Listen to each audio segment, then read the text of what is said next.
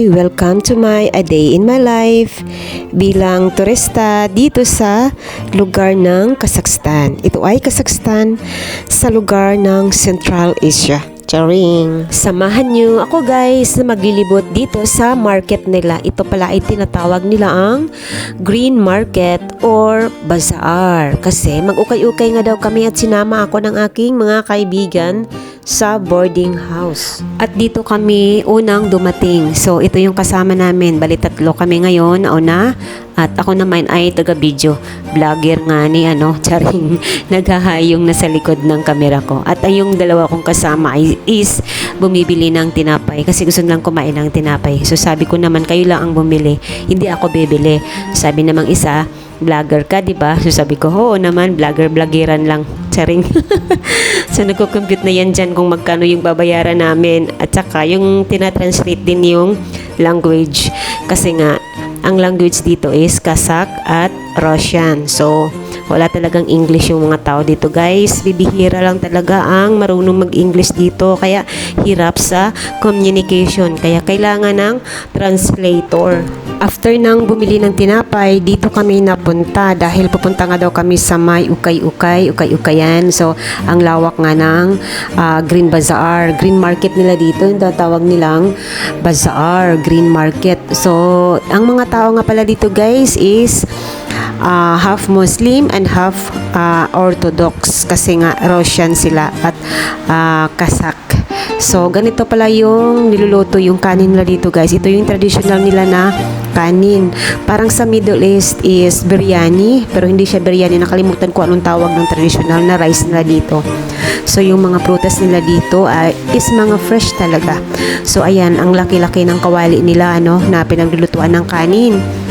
Ganyan po guys. So masarap siya guys kasi marami na ding mga nagbablog na nakikita ko na kumain sila sa traditional rice nila. Masarap daw. So dito naman is yung mga prutas at mga gulay. Masarap at fresh talaga yung mga prutas nila. At yung mga herbs nila, yung mga natural herbs nila. So ayan ang mga ukay-ukayan nila dito guys. So display yan sila talaga. Ang dami. Ang lawak dito guys, ang laki. So, ang daming mabibili mo dito. Pero para sa akin, nanghihinayang din ako kasi wala pa naman akong pambili dahil wala din akong pera. Charing. Sumasama lang ako sa kanila. Kasi sabi nila, sama nga daw ako para mapasyal ko naman yung lugar dito sa Almaty. Kasi dito nga ako unang nag-stop. Dito talaga ako nag-stop sa Almaty guys. From Hong Kong to Almaty yung sinakyan ko. Ayan guys, so iba-iba talaga ang baho o amoy. Naaamoy ko yung mga matatapang na amoy talaga kasi ang init-init dito. Summer din dito sa kanila. Pero ang summer nila dito is okay lang kasi hindi siya humid. Hindi ka guys sa Hong Kong na malagkit at pawis na pawis ka. Dito okay lang.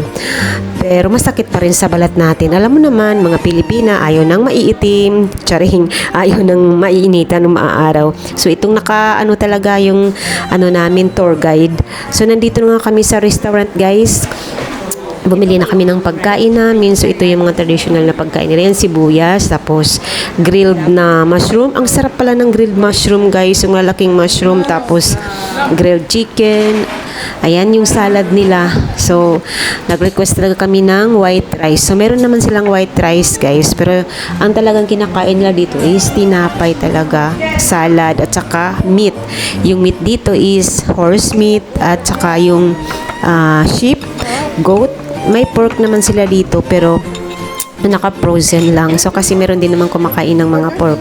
So ayan yung view ng labas guys at nandito na kami sa taxi kasi pauwi na nga kami. Napagod na kami kaikot-ikot kasi nga ang init, ang tirik ng araw at ayan na guys. Nagta-taxi lang kami guys kasi hindi namin alam kung paano magpunta dito sa bus. So ito yung view dito guys. Oh, ang ganda. Saka yung bundok nila guys, nag-a-ice pa talaga.